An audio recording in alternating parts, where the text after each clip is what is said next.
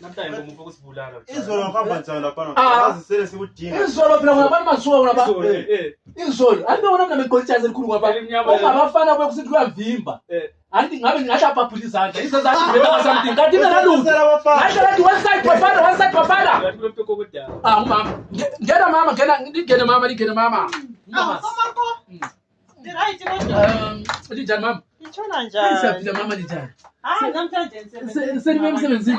Bekunzima. Sike sethule phela lithweleni ama-ice kuthiwa ama-ice ningasaphathela amadoda ama-ice mama emsebenzini asiphathela ama-ice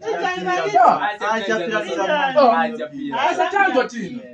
Uthengile grocery? Thengile mama angibona ukuthi uyabukhathele ngahlanganisa namakanti ukuthi konke vegetable kuthiwa ama-vegetable namhlanje uzadla ama-veg.